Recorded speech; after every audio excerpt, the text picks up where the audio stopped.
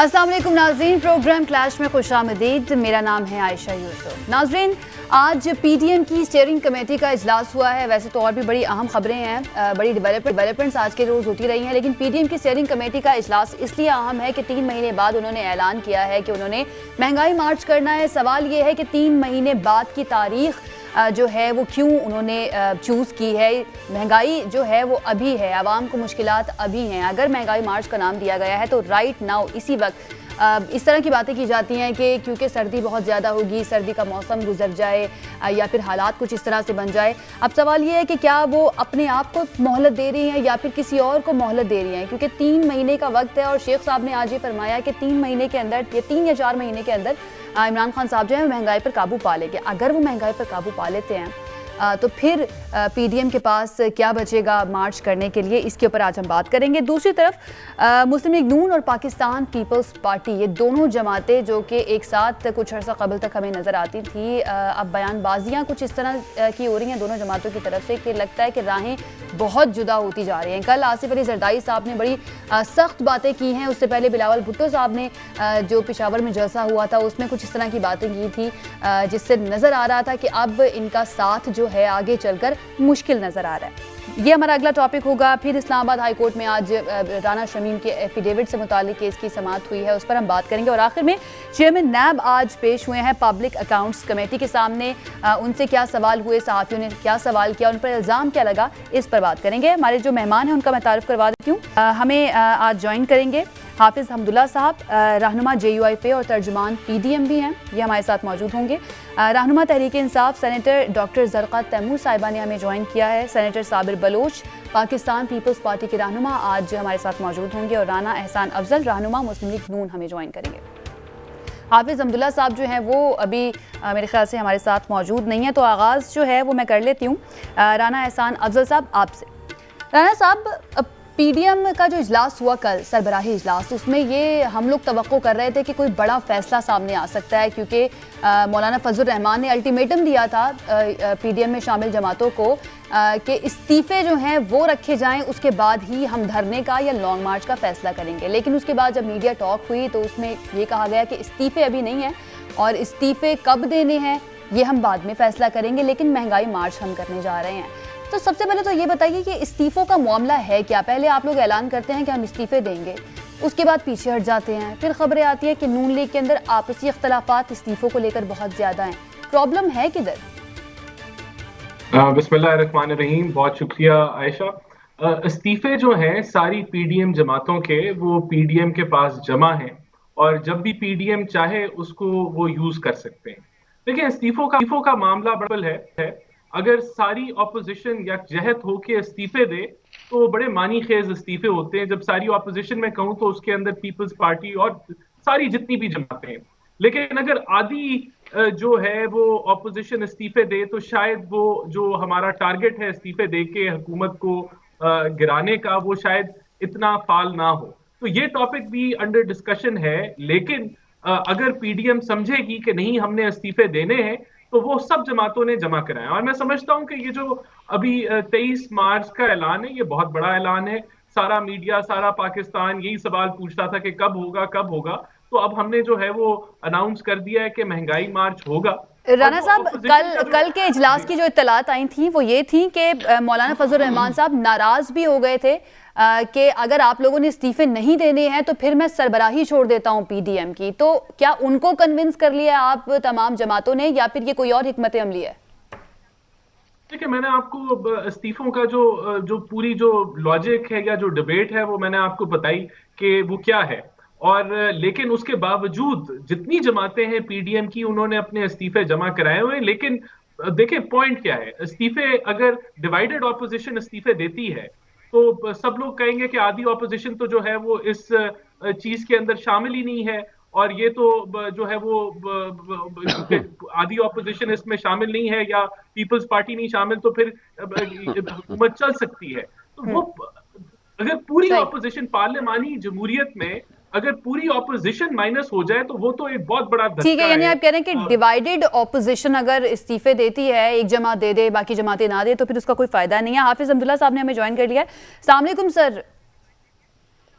ये नुक्ता है, पॉइंट है। जी हाफिज अब्दुल्ला साहब, महंगाई मार्च की तरफ मैं आऊंगी, लेकिन सबसे पहले मेरा सवाल आपसे ये है कि 20 सितंबर 2020 को पीडीएम बनी थी, तब से लेकर आज तक आप क्या समझते हैं, इस पीडीएम की कामयाबी क्या है? बिस्मिल्लाहिर्रहमानिर्रहीम। देखिए, पीडीएम का बुनियादी जो एलामिया है 26 नुकात पर मुश्तमिल है, और उन 26 नुकात में से सरपेरस्त नुक्ता ये है कि इस मुल्क में जो हुकूमत वजूद में आई है इसको बाकायदा मुसल्लत किया गया है। ये आवाम का मुंतखब करदा हुकूमत नहीं है, बल्कि ये नस्ब करदा और मुसल्लत करदा हुकूमत है। लिहाजा जिस मैंडेट के नतीजे में वो आई है वो हकीकी नहीं है, वो चोरी शुदा मैंडेट है। लिहाजा मुतालबा तमाम अपोजिशन का यही था कि इस मुल्क में फ़ौरन जल्द अज जल्द साफ, शफाफ, गैर जानिबदाराना इलेक्शन हो, जिसमें किसी किस्म की गैर सियासी अशराफिया की तरफ से मुदाखलत ना हो, क्योंकि इस मुल्क में न जमहूरियत है, न पार्लियामेंट सुप्रीम है, न आइन की अमलदारी है, न कानून है। लिहाजा लाकानूनियत है और एक गैर आइनी माहौल में पार्लियामेंट सर्व कर रही है। इसलिए पीडीएम का मुतालबा यही था, और पूरी अपोजिशन का रोज़ अव्वल से, और फिर पीडीएम का, कि इस मुल्क में पूरी तौर पर साफ और शफाफ इलेक्शन हो और किसी किस्म की कहीं से भी मुदाखलत ना हो। आज भी उसी बयानिया पर पीडीएम कड़ी जी, है, बिल्कुल, और आज ये बयानिया पूरी ऊपर हो चुका है, और पीडीएम के क़याम का मकसद, जैसा कि आप भी बता रहे हैं, यही था कि इस हुकूमत को घर भेजना है। सर, 1 साल से ज्यादा अरसा गुजरने के बावजूद कुछ नहीं हो सका। अब आपका जो अगला प्लान है वो भी 3 महीने बाद का, यानी कि 4 साल तकरीबन पूरे हो जाएंगे इस हुकूमत के। आखिरी साल जो होता है उसको वैसे ही इलेक्शन का साल कहा जाता है, तमाम जमातें इलेक्शन की तैयारी शुरू कर देती हैं, तो टाइम कुछ ज्यादा नहीं ले लिया पीडीएम ने अपने लाया अमल के लिए? देखिए, हम अपने काफ़ी हद तक पीडीएम और अपोजिशन अपने मकसद में कामयाब हो चुकी है। वो इसलिए कि आज पूरी कौम यकीन कर चुकी है कि यह मौजूदा हुकूमत मुंतखब नहीं है, यह मुसल्लत है। यह अपने पैरों पे कड़ी नहीं है, यह हुकूमत ये बेसाखियों पे कड़ी है, किसी की सहारे पे कड़ी है। यह हुकूमत अगर सर्व कर रही है, यह हुकूमत अगर आज है, तो वो एम्पायर की अंगुली की वजह से यह हुकूमत आज है, जो बराए नाम है। यह मौजूदा सिस्टम जिसको हाइब्रिड निज़ाम कहा जाता है, यह नाकाम हो चुका है, यह नाकाम हो चुका है, और ये मौजूदा हुकूमत को भी यकीन है, जिसने लाया है उसको भी यकीन है। अब आइए इस बात पर कि ये एक हिस्सा है हमारी स्ट्रगल का और हमारी तहरीक का कि इस हुकूमत का जल्द अज जल्द खात्मा हो, और इस मौजूदा हुक्मरान जो इमरान खान की सूरत में हो, इसकी बर्खास्तगी हो, और मुल्क में एक इंतखाबात हो और इलेक्शन हो।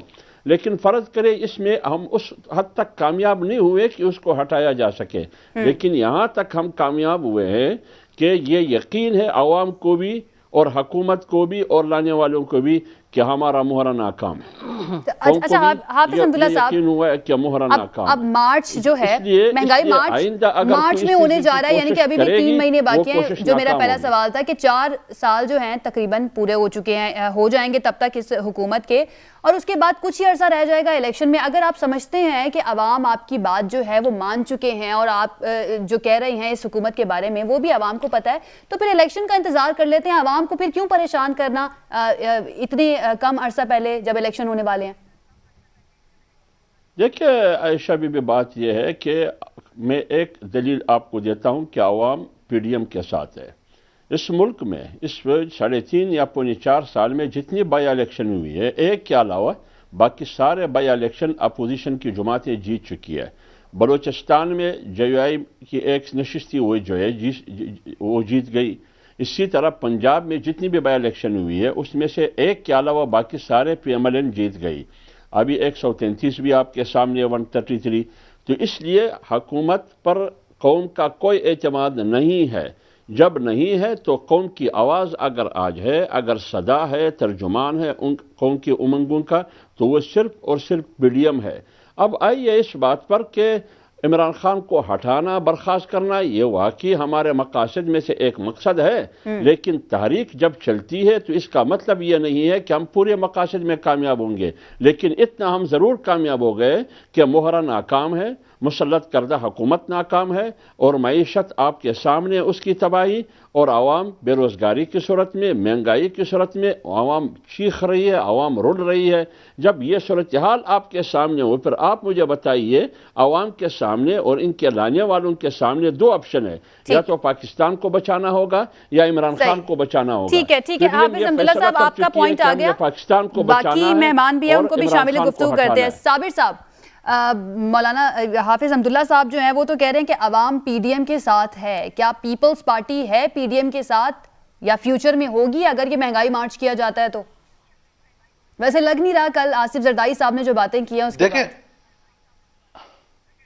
देखें बात यह है कि पीडीएम बनाया किसने, पीडीएम इनिशिएट किसने किया था? पीपल्स पार्टी ने किया था। ये तखय्युल, ये ख्याल हमारे चेयरमैन बिलावल जरदारी साहब का है, बिलावल भुट्टो साहब का है।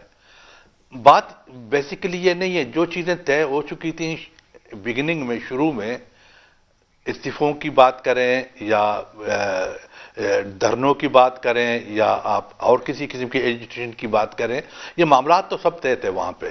देखें, बुनियादी बात यह था कि आज भी अभी हाफिज साहब जिस तरह फरमा रहे थे कि आपने जिस तरह कहा था कि जी के इस्तीफों की बात पीडीएम में आ गई है और मौलाना साहब ने कहा जब तक इस्तीफे नहीं देंगे तो जो है ना मैं आगे सरबराही कबूल नहीं कर सकता। अब क्यों इस्तीफे नहीं दे रहे? हमारा तो स्टैंड तो शुरू से यही था कि देखो, पॉलिटिक्स में, सियासत में सबसे बड़ी बात बुनियादी ये होती है कि अगर आप एक फैसला करते हैं तो उस फैसले के आप जो ना उसके रिपार्केशंस को भी देखते हैं, ये भी देखते हैं कि इस किस्म के फैसलों से उसके असरात क्या निकलेंगे और क्या आप उस पोजीशन में हैं कि उन असरात को आप कबूल कर सकते हैं और उस सियासत को अपनी तरफ मोल्ड कर सकते हैं। अगर आप इस्तीफे देंगे, इस्तीफे देने के बाद इसका मतलब ये नहीं है कि जनाब के यानी सरकारी लोग अपने लोगों को ले आएं और उनको इलेक्ट कराएं और आप पार्लियामेंट से भी बाहर हो जाएं। तो इसी वजह से जो स्ट्रेटजी पीपल्स पार्टी ने, पीपल्स पार्टी की क़यादत ने, उन्होंने जो बनाई थी वो ये था कि इन हाउस तब्दीली की बात उन्होंने की थी। इन हाउस तब्दीली फेडरल गवर्नमेंट में और इन हाउस तब्दीली पंजाब में। अब अगर इलेक्शन, अगर इस्तीफा देंगे, देखो आप इस्तीफा उस वक्त दें कि जब आप किसी और को फिर इलेक्शन लड़ने नहीं देंगे।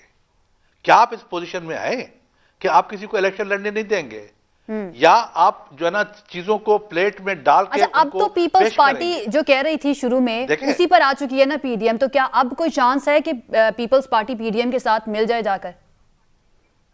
नहीं देखो, नहीं ये तो मेरी अर्ज सुने ना, अब अगर मैं ये तो पीपल्स पार्टी की कामयाबी है कि उन्होंने अब आके उन्होंने समझा है इस बात को। जो लोग अब इस्तीफा न देने की बात करते हैं वो पीपल्स पार्टी के मौक़िफ़ को समझ चुके हैं। हम तो आज से 2 साल पहले हमने ये बात कर दी थी, आप तो आज आके वो यानी इस चीज को समझ चुके हैं। तो इसका मतलब ये कि चेयरमैन बिलावल साहब का उसका stand it was the right stand. यही तो मैं कह रही हूँ कि अब वो मान गए ना इस बात को, तरीके से, और वही तरीकाकार अपना रहे हैं जो पीपल्स पार्टी कह रही थी। तो आप लोग दोबारा अगर कोशिश की जाती है पीडीएम रहनुमाओं की तरफ से कि पीपल्स पार्टी से राब्ते किए जाएं इस महंगाई मार्च के लिए, तो आप लोग कोई नरमी दिखाएंगे दोबारा से साथ मिलने के लिए?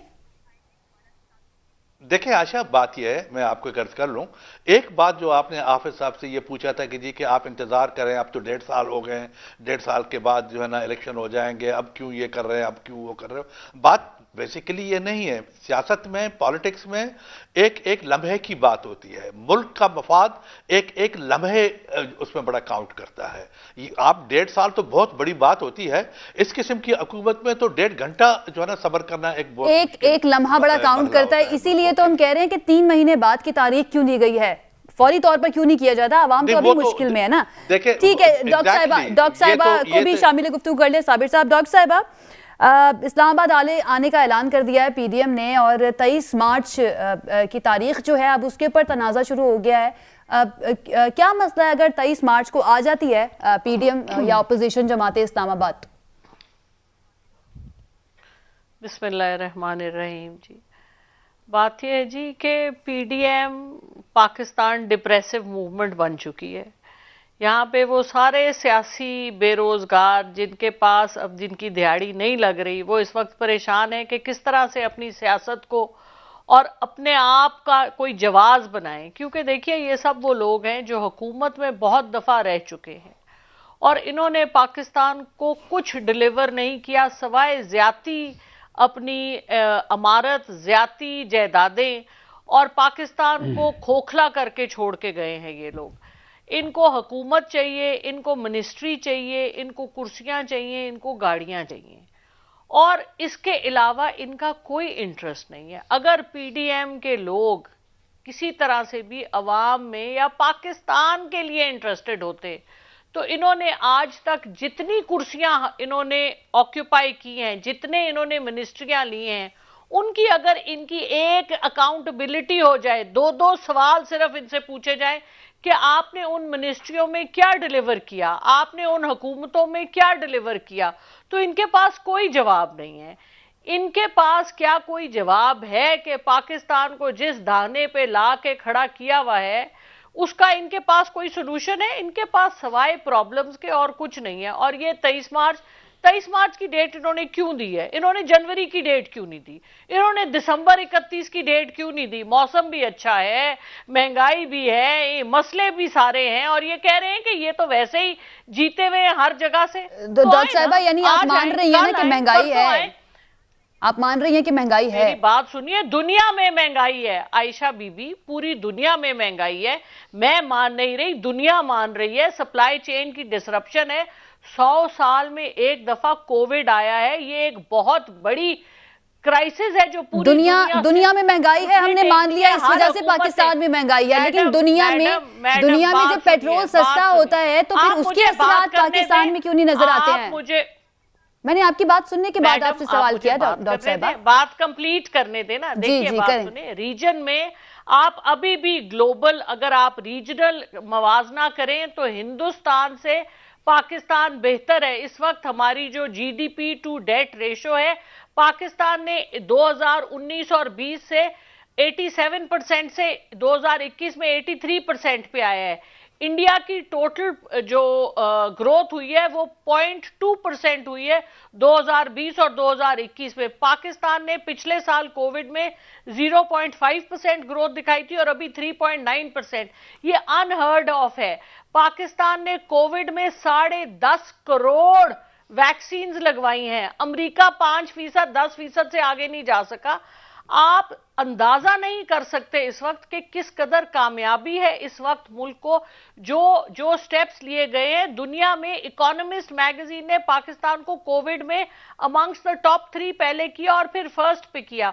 जिस तरह से पूरी दुनिया के मुकाबले में, यानी कि तकरीबन 200 ममालिक में, जिस तरह से पाकिस्तान एक बहुत गरीब मुल्क, एक तकरीबन बैंकरप्ट हुआ हुआ मुल्क, जिस तरह से पाकिस्तान ने इसका मुकाबला किया है, इसकी नजीर नहीं है। हेल्थ कार्ड्स दिए हैं, जिस तरह से गरीबों को सपोर्ट दिए, आज तक किसी अमेरिका तक में। अच्छा डॉक्टर साहिबा, इजाजत दे तो सवाल कर लूं। बहुत बड़ी कामयाबियां हैं। एक सवाल कर लूं अगर आप इजाजत दें। जी अच्छा डॉक्टर साहिबा, अभी 3 महीने का वक्त दिया है और महंगाई मार्च का नाम दिया कि महंगाई बहुत ज्यादा है, इसलिए हुकूमत के खिलाफ ये मार्च करने जा रहे हैं। तो 3 महीने में आप लोगों के पास मौका है कि आप महंगाई को थोड़ा सा कंट्रोल कर ले। वैसे तो लगता नहीं है कि कंट्रोल होगी। अगर होगी या कोई प्लान इस तरह के बनाए गए हैं आपकी गवर्नमेंट की जानिब से, तो वो भी हमारे साथ शेयर कीजिएगा। इरादा है कि 3 से 4 महीने के अंदर कुछ ऐसे स्टेप्स किए जाएं कि महंगाई जो है वो नीचे आए, क्योंकि अवाम तो परेशान है। देखिए जी, आपकी सुर्खी बनती है जब चीनी की कीमत ऊपर जाती है। जब चीनी की कीमत नीचे 90 रुपए पे आ गई तो उसकी सुर्खी नहीं बनी।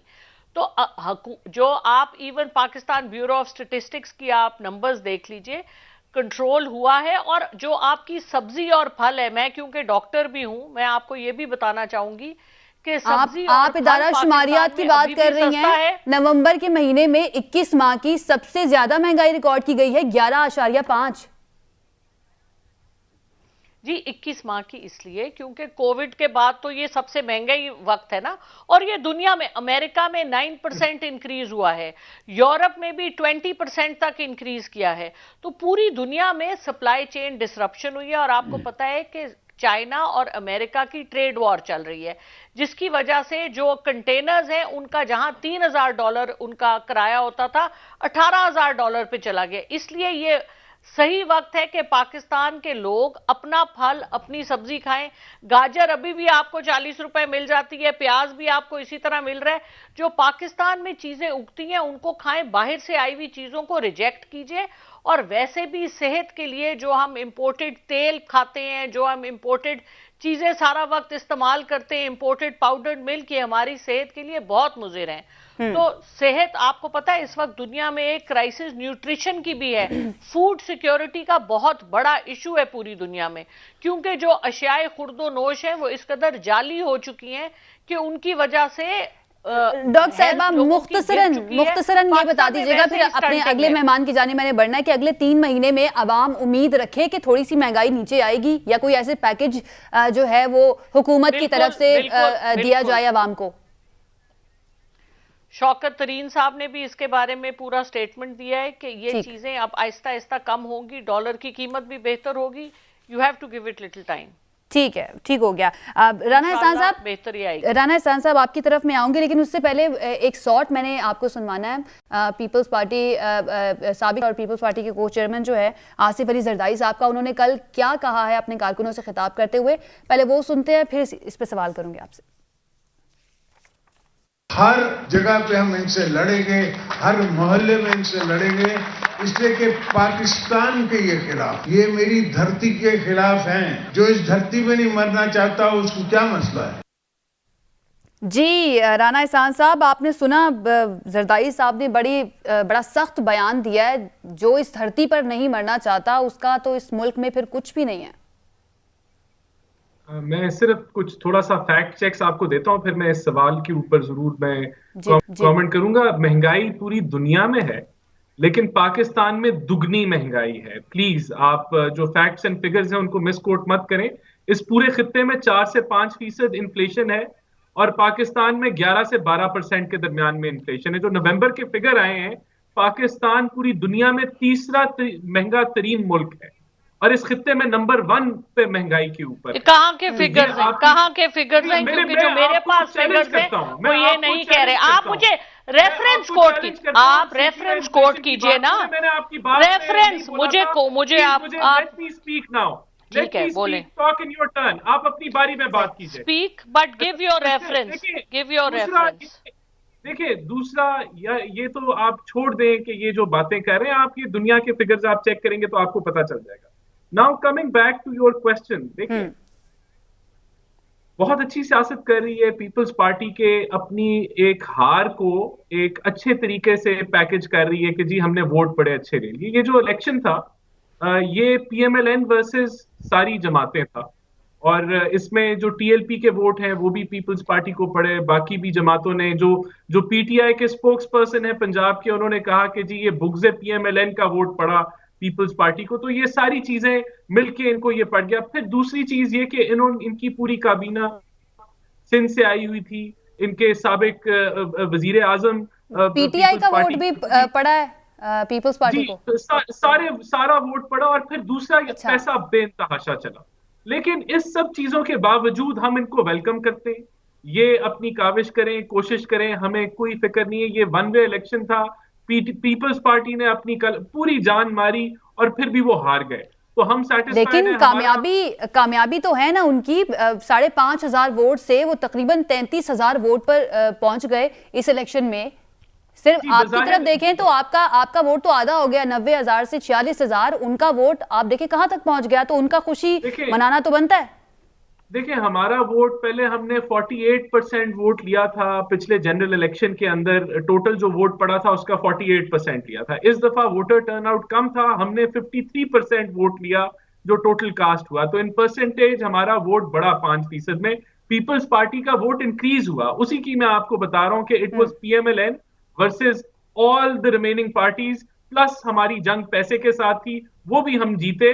और ये आगे जो आने वाले ज़िमनी इलेक्शन है मेरे ख्याल से एक खानेवाल में होने वाला है। लेकिन जो कुछ वीडियोस चलती रही सोशल मीडिया पर, फिर इलेक्ट्रॉनिक मीडिया ने भी उनको टेकअप किया, उनके बारे में क्या कहेंगे? क्योंकि वो तो आपकी जमात का एक दफ्तर नजर आता है जिसके अंदर पैसे बांटे जा रहे होते हैं। तहकीक अभी नहीं हुई है मुबैना तौर पर। एक तो हम पीपल्स पार्टी की वीडियो खुद लेके ईसीपी के पास गए और दूसरा ये कि हमने हमारा मौक़िफ़ जो हमारी जो वीडियो जो कहते हैं कि हमारी है, उस पर हमारा मौक़िफ़ बड़ा क्लियर है कि वो एक डॉक्टर्ड वीडियो है जिसमें 4-5 लोगों को एक्ट कराया गया मास्क पहना के, किसी का चेहरा नहीं पता चल रहा था कौन है, और वो तो मेरे ख्याल से आइडेंटिफाई शायद हो जाएंगे आने वाले दिनों के अंदर वो कौन है। हम भी चाहते हैं कि पता चले कि ये किसने डॉक्टर की ये वीडियो। और हम तो जीत रहे थे इलेक्शन, हमारा वन वे कॉन्टेस्ट था, हमने तो पीपल्स पार्टी के खिलाफ कोई ज्यादा बातचीत भी नहीं की, ना हमारे कोई लीडरशिप उस इलेक्शन में गई, ना हमने कोई जलसा किया। हम तो बड़े एक जब पीटीआई ने फरार हासिल की, जब वो भाग गए इस इलेक्शन से, उन्होंने सोचा कि हम बजाय कि एक defeat को लेकिन face राणा करें, तो हम साहब इससे जो अच्छी तरीके से- रिसेंटली तलाल चौधरी साहब ने फैसलाबाद में कहा है वो तो बहुत ही बिलो द बेल्ट बात की है उन्होंने। देखिए, लैंग्वेज हमेशा जो जुबान है वो तहजीब के दायरा कार में होनी चाहिए, इसमें बिल्कुल। कोई शक नहीं है। और हम उसको इंडोर्स नहीं करते। अगर गलत जुबान किसी ने भी इस्तेमाल की है, चाहे वो पीएमएलएन का हो, पीपल्स पार्टी पीटीआई का हो, तो नहीं होना चाहिए। मैं समझता हूं कि ये अगर उन्होंने की है, मैंने सुनी नहीं, वो उनका पर्सनल फेल हो सकता है, लेकिन पार्टी आई एम श्योर उसको इंडोर्स नहीं करे। लेकिन आसिफ अली जरदारी साहब ने जो बात की है, जो सख्त बातें की हैं, सख्त लहजा उन्होंने नून लीग के खिलाफ अपनाया, उसके ऊपर आपने बात नहीं की है, उसके ऊपर जवाब आपने नहीं दिया। मैं उसके ऊपर सिंपल सी बात है, वो उन्होंने इस डिफीट को, इस हार को, क्योंकि इन्होंने टारगेट किया हुआ था इस इलेक्शन को कि हम इससे कोई अपना कम बैक पंजाब के अंदर पिच करेंगे अवाम को, तो वो उस जीत के अंदर जो है वो जश्न उसको हार को जीत की तरह पिच करके जश्न मनाने की कोशिश यानी आप कह रहे हैं जोश खिताबत में उन्होंने ये बात की है? जी, उन्होंने जोश खिताबत में बात अच्छा, की, साबिर साहब, हमें कोई खौफ नहीं है, हम जी जी ठीक है। साबिर साहब, हाफिज अब्दुल्ला साहब, मैं आपकी तरफ आऊंगी, एक कमेंट पे ले लूं साबिर साहब ने, जोश खिताबत में आसिफ अली जरदारी साहब ने ये बात की है। साबिर साहब देखें, बात यह है कि बीबी आसिफ अली जरदारी साहब एक इंतहाई समझदार शख्स हैं, एक मंजे हुए पॉलिटिशियन हैं। वो आने वाले वक्त को समझते हैं, जानते हैं, सियासत को बे इंतहा यानी वो समझते हैं। देखो, उन्होंने जो बात की वो एक असूली बात की। वो बात उन्होंने ये की कि पीपल्स पार्टी, पंजाब हमेशा पीपल्स पार्टी का गढ़ रहा है। अब ये बात जो इन्होंने, हमारे दोस्त ने फरमाया कि जी के मुस्लिम लीग नवाज और वर्सेस पता नहीं कितनी जमातें, अब आप खुद सोचें कि तहरीक इंसाफ के लोग कभी पीपल्स पार्टी को वोट करेंगे? ये तो हो नहीं सकता। ये तहरीक इंसाफ के जो लोग थे, ये हमारे अपने जियाले थे, हमारे रूठे हुए लोग थे कि जो किसी वजह से जो हमसे नाराज होके बिल्कुल साइलेंट होके कुछ बैठे हुए थे, और कुछ लोग ऐसे थे कि जो तहरीक इंसाफ में एक्टिवली काम कर रहे थे। लेकिन अब चूंकि बुनियादी सूरत में वो हमारे ही यानी कारकुन हैं, हमारे ही जियाले हैं, हमारे ही नुक्ता नजर के लोग हैं, हमारी लीडरशिप के वफादार लोग हैं, लेकिन अब वो अगर वापस अपनी जगहों पे आ गए हैं तो इस बात पर किसी को जो है तकलीफ की जरूरत नहीं है। लेकिन बात जरदारी साहब ने जो फरमाया कि जनाब के मरने के लिए बाहर और हुक्मरानी के लिए इस मुल्क में, तो ये तो एक असूली बात है। आप जब यानी दुख दर्द में, जब मुल्क इस हालत में है, मुल्क एक नाजुक यानी क्राइसिस में है, और मुल्क एक इकोनॉमिक जो है ना वो जो कोलैप्स होने को आ चुका है, इट्स जस्ट यू नो वो ब्रिंक, वो बिल्कुल वो क्या कहते हैं वो तबाही के दहाने पर पहुंचा हुआ है, आप ये कहना चाह रहे हैं? अगर वो जो है ना, जी हाँ। लेकिन साबिर साहब, ये जो बातें कर रहे हैं आसिफ अली जरदारी साहब, उन्होंने सिर्फ ये, नवाज शरीफ साहब, ये शरीफ फैमिली कोई पहली दफा तो मुल्क से बाहर नहीं गई है ना। जिस वक्त की पीडीएम बनी थी, जब आप लोगों का इत्तेहाद हुआ था, आपने कहा मिलकर ऑपोजिशन करनी है, तब भी तो यही सूरत हाल थी ना, तब भी माजी यही था, अब बदला तो नहीं है। क्या उस वक्त उन्हें नहीं पता था ये बातें? अब ऐसा क्या हुआ है कि इतना सख्त बयानिया उनको ऐसी बात नहीं है। देखिए, नहीं, ये इतना बड़ा बयानिया नहीं है, और इसको इतना बड़ा आप सीरियस यानी आपने थोड़ा ज्यादा ही ले लिया है। उन्होंने एक असूली बात की है कि आप जो है ना, देखें बिलावल भुट्टो साहब कहते हैं, नहीं, उन्होंने मुल्क मुखालिफ होने का इल्जाम लगा दिया। बिलावल भुट्टो साहब ने सर्टिफाइड चोर कह दिया। आसिफ जरदारी साहब कहते हैं कि जो अपने मुल्क में अपनी धरती पे मरना पसंद नहीं करता तो उसका तो फिर इस मुल्क में कुछ भी नहीं है। आप कहते हैं कि ये छोटी बात है। एग्जैक्टली ये देखो मेरी अर्ज सुने, आप मेरी बात पूरा करने दें मुझे आशा बीबी। बात ये है कि देखो ये एक असूली बात है, ये एक बिल्कुल ही जायज बात है जो जरदारी साहब ने फरमाया था कि देखें आप सियासत तो पाकिस्तान की करते हैं, बात पाकिस्तान की करते हैं, हुक्मरानी पाकिस्तान की करते हैं, लेकिन आप चले गए वहां पे इंग्लैंड में अपने इलाज के लिए और उसके लिए। अब तो वक्त बहुत गुजर गया है, टाइम गुजर गया है, अब आखिरी मोमेंट पे आके आप यहां पर फिर अपने पैसे के जोर से आके आप यहां पर अपने आप को एडजस्ट करना चाहते हैं। ये तो कोई सियासत तो नहीं हुई ना। आप दुख दर्द में, जिस तरह जरदारी साहब बैठा हुआ है यहां पे, उसकी तबीयत भी ठीक नहीं है, इसके बावजूद अगर वो भी चाहें तो अपने किसी के साथ डील करके वो बाहर जा सकते हैं, लेकिन नो, वो एक असूल परस्त शख्स हैं, वो एक बहादुर शख्स हैं, वो यहां बैठ के सियासत कर रहे हैं, अपने अवाम के साथ सियासत कर रहे हैं। आज अवाम एक बड़ी तकलीफ में है आशा बीबी, दे आर इन ए, वो बहुत डिफिकल्ट सिचुएशन में है। इमरान खान ने और तहरीक इंसाफ जो उसका है, इन्होंने पाकिस्तान के अवाम को एक बहुत बड़ी एक अजाब में डाल दिया है, और इस अजाब में आज जरदारी साहब, बिलावल साहब, पीपल्स पार्टी अपने अवाम के साथ खड़ी है। वो चाहते हैं कि भाई जो पाकिस्तान की सियासत की बात करता है तो वो आए मुल्क में और वो हाथ बटाए। ठीक है साबिर साहब, आपका पॉइंट आ गया। और इस दुख हाफिज अब्दुल्ला साहब, आपकी तरफ मुझे एक ब्रेक लेनी है, ब्रेक से वापस आऊंगी तो आपसे ही आगाज करेंगे अपने इस सेगमेंट का। एक ब्रेक लेते हैं, स्टे विद अस। जी नाज़रीन, ब्रेक के बाद खुशामदीद। हाफिज अब्दुल्ला साहब से मैं इस सेगमेंट का आगाज करना चाहूंगी। हाफिज साहब, कल जो इजलास हुआ पीडीएम का, उसके अंदर हम ये तवक्को कर रहे थे कि कोई बड़ा ब्रेक थ्रू हो सकता है इस्तीफों का ऐलान कर दिया जाए, लेकिन एक मरतबा फिर बाहर आकर जो ऐलान हुआ वो यही कि अभी सिर्फ महंगाई मार्च हो रहा है और इस्तीफे जो हैं वो फिलहाल नहीं होंगे। इस्तीफे जो हैं इनका मसला है क्या? पीपल्स पार्टी अलहदा हुई थी इस्तीफों के मसले की वजह से ही, और तहरीक अदम एतमाद की बात जो वो कर रहे थे कि पहले पंजाब में पेश करें, तो मौलाना साहब ने क्या ये अल्टीमेटम दिया था? वो नाराज हुए थे कि अगर इस्तीफे नहीं देंगे तो फिर हम महंगाई मार्च नहीं करेंगे।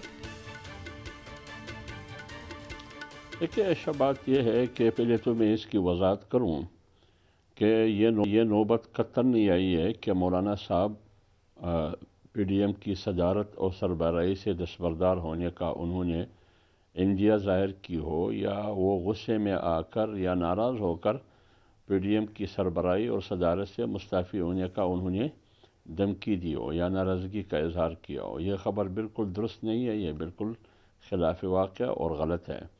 जहाँ तक इस्तीफ़ों की बात है, इस्तीफ़ों की ऑप्शन आज भी है। आपको याद होगा मौलाना साहब ने प्रेस कॉन्फ्रेंस में भी कहा कि जिस तरह महंगाई मार्च कहा जाता था कि पता नहीं है पीडीएम महंगाई मार्च, लॉन्ग मार्च करेगी या नहीं करेगी, वो ऐलान हुआ, और साथ इस्तीफ़ों का ऑप्शन भी मौजूद है और कतई तौर पर मौजूद है, इसमें कोई इख्तिलाफ नहीं है। तमाम पार्टियों का बशमूल PMLN जिसके बारे में शुकूक और शुबात का इज़हार किया जाता है, सब इस्तीफ़ों पर उसूली तौर पर मुत्तफ़िक़ है। मसला सिर्फ टाइमिंग और वक्त का है। किस चीज़ का इंतजार कर रहे हैं? इस्तीफ़ों का जो ऑप्शन है ये किस कब चीज़ का इंतजार कर रहे हैं है? इस्तीफों के लिए? लिहाजा वो किस चीज़ का इंतजार किया जा रहा है इस्तीफे देने के लिए? अगर इस्तीफों का ऑप्शन है तो अभी तक उसको यूटिलाइज क्यों नहीं किया जा रहा? एक बात करूं, देखिए पीडीएम में 8 जमातें शामिल हैं। ये किसी के कहने पर, किसी की मर्जी के मुताबिक, किसी की ख्वाहिश पर, न हुकूमत की ख्वाहिश पर, न किसी एक पार्टी की ख्वाहिश पर, न मीडिया की ख्वाहिश पर, न तजिया निगारों की ख्वाहिश पर वो फैसले करेगी।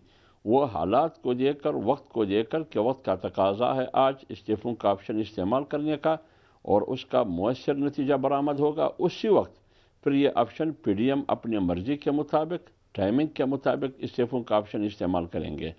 बाकी अगर इस पर कोई एतराज़ करते हैं, कोई उस पर शक और शकूक का इजहार करते हैं, वो उनकी अपनी मर्जी है, ख्वाह वो मीडिया में हो, वो अनासर या वो दिगर सियासी पार्टियों में हो। लेकिन उसूली तौर पर इस्तीफ़ों पर कोई इख्तिलाफ नहीं है, बल्कि इत्तिफाक है। अच्छा, हाफिज साहब, हाफिज हुसैन अहमद साहब जो है वो ये कहते हैं कि नून लीग पीडीएम को इस्तेमाल करके अपनी राह हमवार कर रही है। इससे पहले ये भी खबर आई थी कि मौलाना फजलुर रहमान ने ये कहा कि पीपल्स पार्टी ने उनके कंधे पर बंदूक रख के रिलीफ ले लिया और फिर पीडीएम तोड़कर वहां से निकल गई। तो ये जमातों के अंदर इख्तिलाफ इन चीजों को लेकर कि मौलाना को इस्तेमाल किया जा रहा है रिलीफ देने के लिए, इस बारे में क्या कहेंगे? देखिए ना, मैं किसी शख्स की राय की जवाब देने का पाबंद नहीं हूँ, और इसलिए मैं अपनी पीडीएम की तर्जुमानी करते हुए उसका मौक़िफ़ पेश करता हूँ। अब कौन किसके लिए इस्तेमाल हो रहा है और क्यों इस्तेमाल हो रहा है, मजबूरी क्या है, कोई किसी के लिए इस्तेमाल नहीं हो रहा। और मौलाना साहब रोज़ अव्वल से जब से इलेक्शन हुआ है जमीयत उलमा इस्लाम रोडों पर है। और ये जो पीडीएम बनी है, पीडीएम तो 20 सितंबर 2020 को बनी है, इलेक्शन हुआ है 25 जुलाई 2018 को।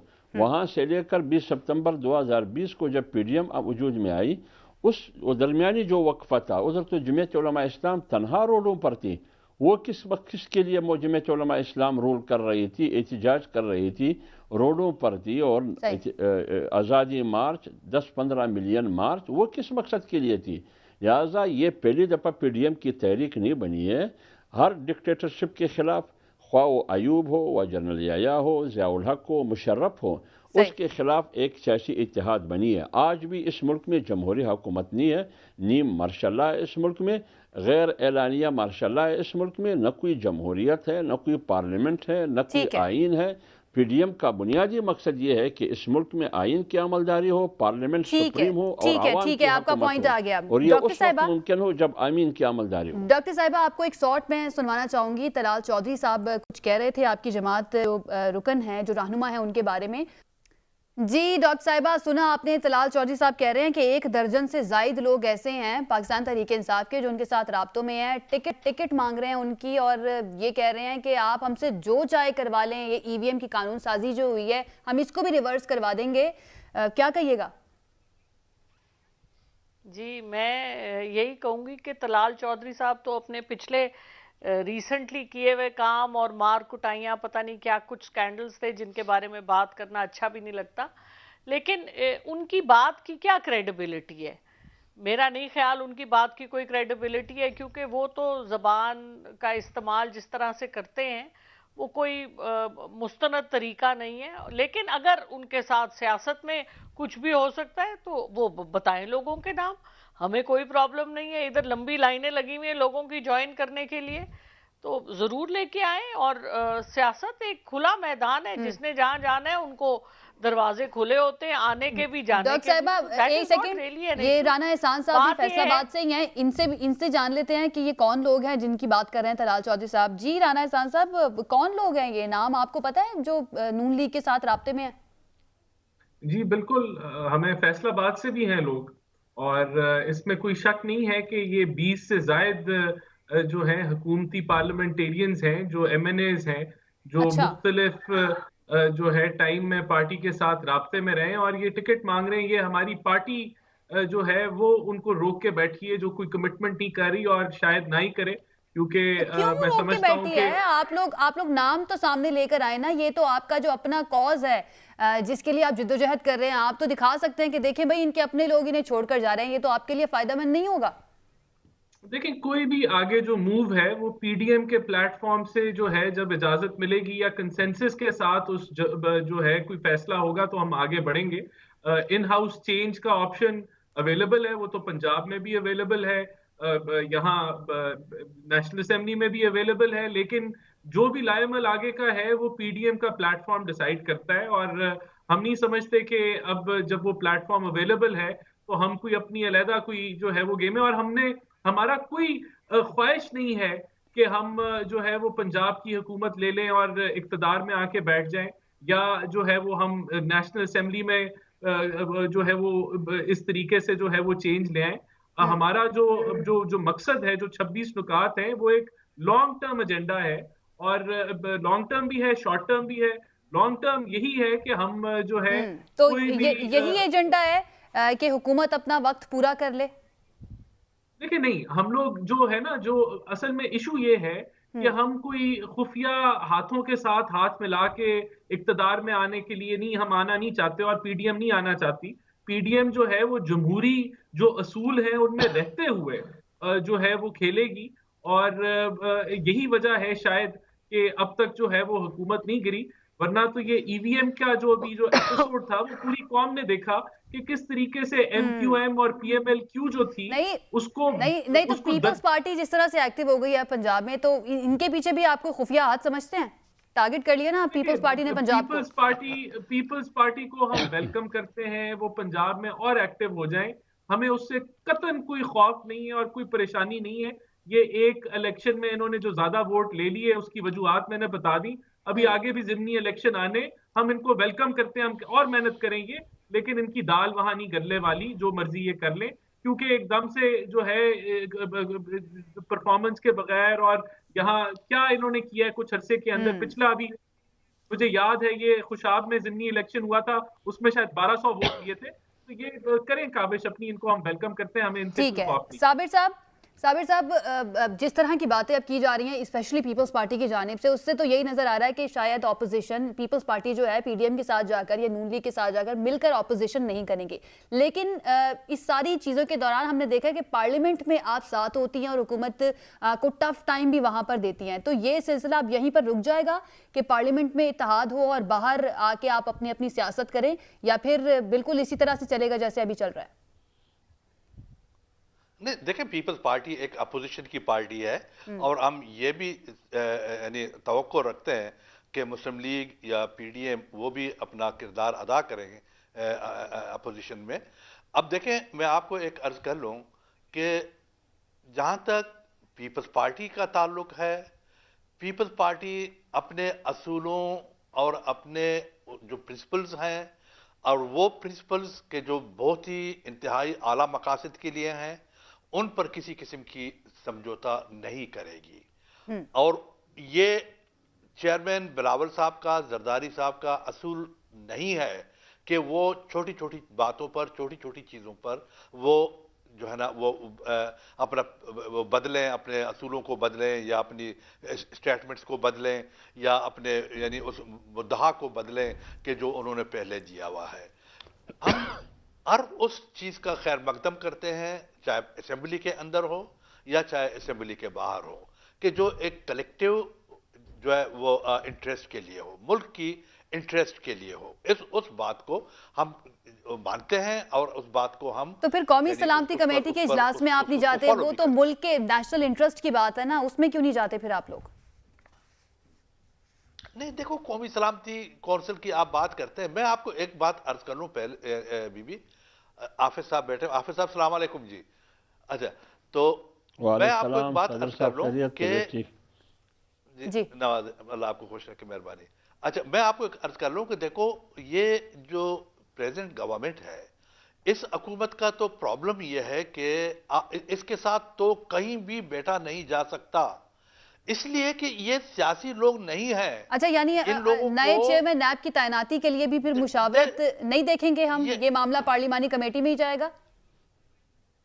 देखो, उसका एक प्रोसीजर है बीबी ऑलरेडी, तो उस प्रोसीजर के मुताबिक वजीर आजम को और अपोजिशन लीडर को बैठना होता है ना? एग्जैक्टली। लेकिन मैं अर्ज कर लूं आपको, इससे पहले भी जो तानियातियां वगैरह जो हुई हैं बहुत सारी चीजों पे, लेकिन वो प्रोसीजर अडॉप्ट नहीं किया गया। वो प्रोसीजर मौजूद है, वो सिस्टम है, लेकिन उस सिस्टम को और उस प्रोसीजर को इन लोगों ने तो खुद जो है ना तोड़ फोड़ दिया है। अच्छा, अभी इलेक्शन के मामले में ये जो इलेक्ट्रॉनिक जो है ना सिस्टम, देखें, बात ये कि इलेक्शन दुनिया में आप कहीं भी चले जाएं, ये इलेक्शन कमीशन का काम है। It's the job of the election commission, उनको इलेक्शन कंडक्ट करना है, बिल्कुल ऐसे ही है, करवाना है, बिल्कुल ऐसे ही है। वक्त हमारे पास कम है, मैं डॉक्टर साहिबा को और हाफिज साहब का कमेंट देना चाहूंगी। डॉक्टर साहिबा, नए चेयरमैन नैब की तैनाती के लिए अब समरी इरसाल कर दी गई है सदर पाकिस्तान को, तो ये बैठक होगी वजीर आजम की और अपोजिशन लीडर की, ये मामला या फिर पार्लिमानी कमेटी में ही जाएगा? मेरा ख्याल है जी, आइन और कानून के मुताबिक जो रास्ता है वही लिया जाएगा। ऑब्वियसली गवर्नमेंट है, तो जो भी आइन और कानून के मुताबिक रास्ता होगा वही लिया जाएगा, और कुछ दिनों में आपके और मेरे सामने रिजल्ट आ जाएगा। लेकिन वजीर आजम साहब ने तो कह दिया था कि वो नहीं बैठेंगे ऑपोजिशन लीडर के साथ, और वो कहीं पे भी नहीं बैठते हैं, किसी भी उस मीटिंग में भी नहीं जाते हैं जहां पर ये ऑपोजिशन लीडर मौजूद हों या ऑपोजिशन अरकान मौजूद हों। उसमें उनकी एक प्रिंसिपल स्टैंड है, लेकिन मेरा ये ख्याल है कि जो कानूनी जो नतीजा होगा वही निकलेगा। वजीर आजम साहब ने जो स्टेटमेंट दिया है वो अपनी जगह है, और जो कानूनी पोजीशन है वो अपनी जगह है।